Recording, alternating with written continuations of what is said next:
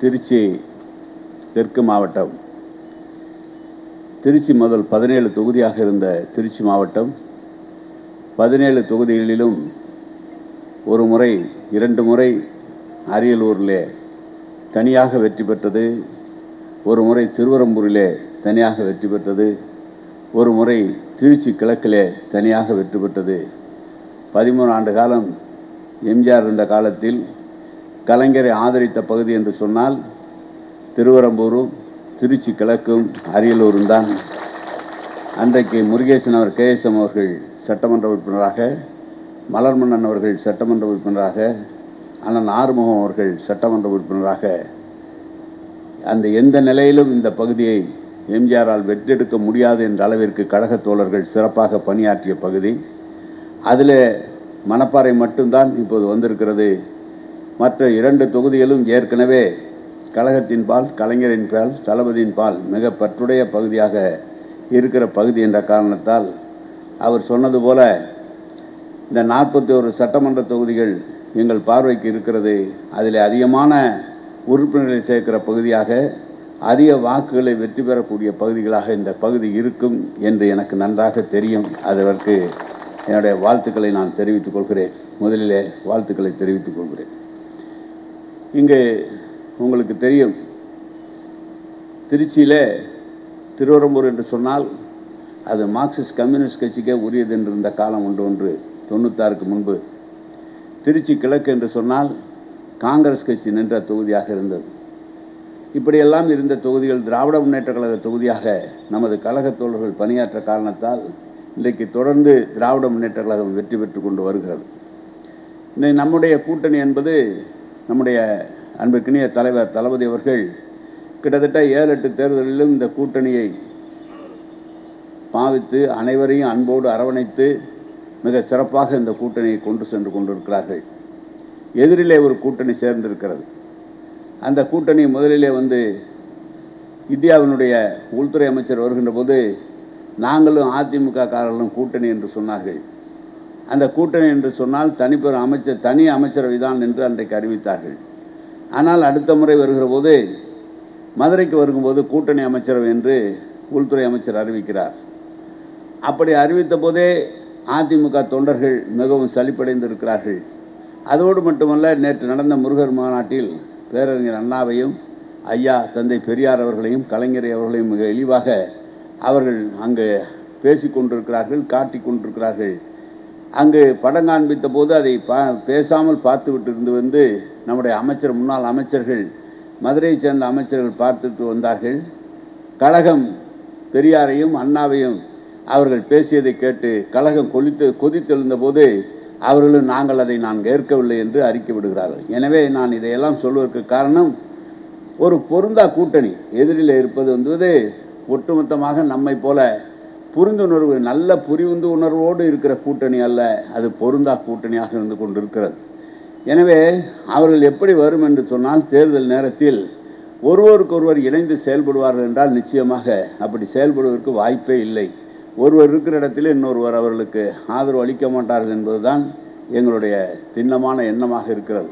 ஆனால் அதே நேரத்தில் நம்முடைய கூட்டணியைச் சேர்ந்த நண்பர்கள் மிக சிறப்பாக ஒற்றுமையாக இருந்து கடந்த தேர்தலை போல இந்த தேர்தலையும் பாவிப்பார்கள் என்பதில் எல்முனை அளவு கூட சந்தேகமில்லை. சிறப்பான ஒரு வெற்றியை நமது திருச்சி மாவட்டம் தொடர்ந்து எப்படி கடந்த காலத்தில் 9 சட்டமன்ற தொகுதியிலும் வெற்றி பெற்றோமோ அதே வெற்றியை மீண்டும் பெறுவதில் நமக்கு சந்தேகமில்லை. எனவே சரி, தேர்தலில் எப்படி இருக்கும் என்று சொன்னால் உங்களுக்கு இருக்கிற நிலவரத்தை நான் சொல்லிவிட்டேன்.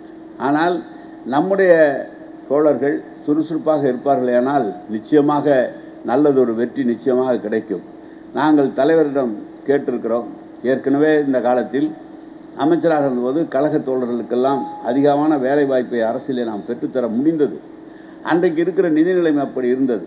இன்றைக்கு 10 ஆண்டு காலம் இடையிலே அதிமுக அரசு தமிழ்நாட்டுடைய நிதி நிலைமையை முழுமையாக வீணடித்து விட்ட காரணத்தால் ஒவ்வொரு தொகுதியிலும் ஒவ்வொரு அமைச்சரவையிலும் அவருடைய பகுதியில் வேலைக்கு ஆட்கள் தேவை என்றால் கூட எடுக்கக்கூடிய அளவிற்கு தமிழ்நாடு அரசு என்பது நிதிநிலை இல்லாத காரணத்தால் முழுமையாக அந்த வேலைக்கு புதிதாக ஆள் எடுக்கிற நிலைமை இல்லாமல் இருந்தது. இப்போது டிஎன்பிஎஸ்சி மூலமாக எடுத்திருக்கிறார்கள்.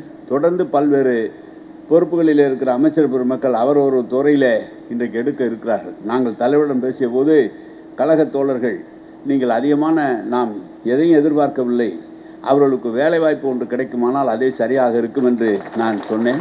நாங்கள் மட்டுமல்ல, அமைச்சர் பெருமக்கள்லாம் அனைவரும் எடுத்து உரைத்தார்கள். அவர் தான் சொன்னார், கடந்த காலம் போல இல்லை, நினைத்தவுடன் நாம் வேலைக்கு எடுத்துவிட முடியாது, நீதிமன்றத்தில் எதை எடுத்தாலும் போய் தடையாணை பெற்று விடுகிறார்கள், அதுதான் இருக்கிற சங்கடம் என்று முதலமைச்சர் சொன்னார். அது உண்மைதான்.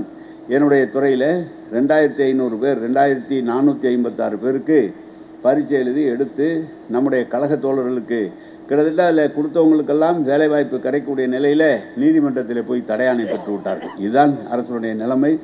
எனவே வருங்காலத்தில் இருக்கிறது இன்னும் 4-5 மாத காலம். அதற்கு பிறகு தேர்தல் அறிவிப்பு வந்து விட்டால் அந்த பணி இருக்காது.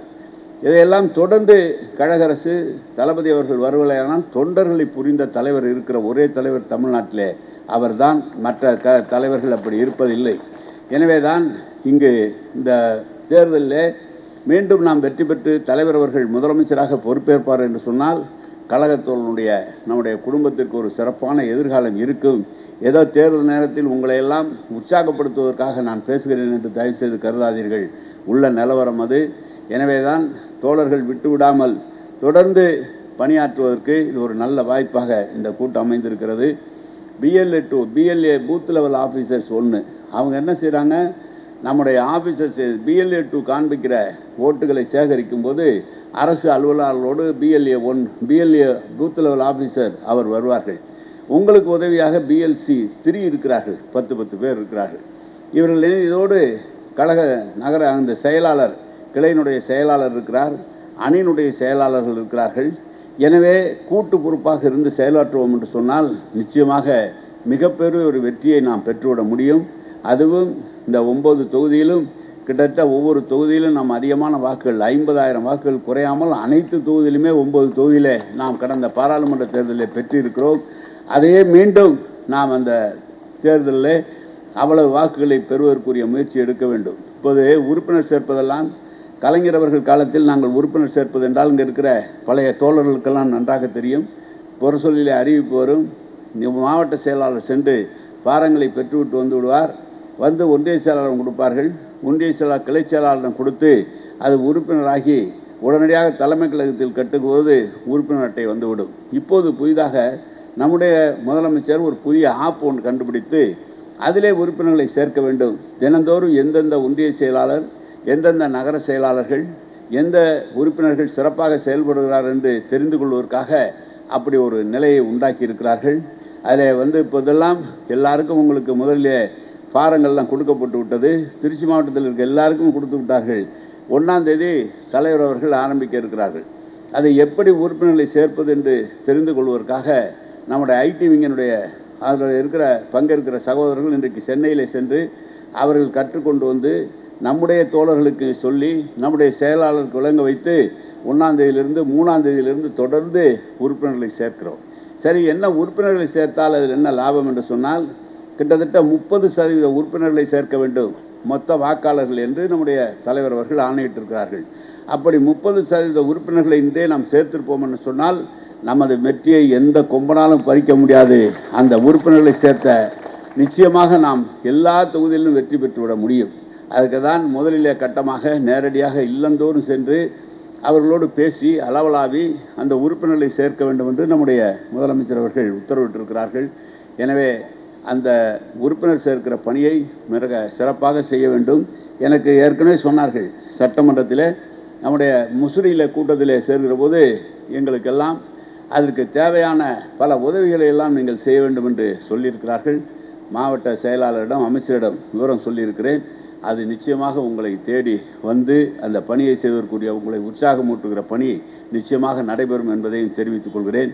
எனக்கு தலைமை கழகத்திலிருந்து இங்கே எனக்கு குறிப்பு கொடுத்துருக்கிறார்கள், இன்னது செய்ய வேண்டும் என்று குறிப்பு கொடுத்து இதை தான் செயலாளரிடம் நீங்கள் பேச வேண்டும் என்று சொல்லியிருக்கிறார்கள். எனவே நான் முழுமையாக படிக்கிறேன், தெரிந்து கொள்ளுங்கள். வேறாவது தேவை என்று சொன்னால் கேட்டால் மறுபடியும் சந்தேகம் இருந்தால் சொல்ல காத்திருக்கிறோம் என்று சொல்லி ஒன்றிய செயலாளர்களும் நகர செயலாளர்களும் கவனமாக பார்த்து கொள்ள வேண்டும் என்று கேட்டுக்கொண்டு, தேர்தல் என்று வந்துவிட்டால் முதலிலே நம்முடைய கட்டமைப்பை வலுப்படுத்திக் கொள்ள வேண்டும். அதன் பிறகு நமக்கு கடந்த தேர்தல்களில் வாக்களிக்காதவர்களை இந்த முறை எந்த மனசஞ்சலம் இல்லாமல் நமக்கு வாக்களிக்க செய்திட வேண்டும்.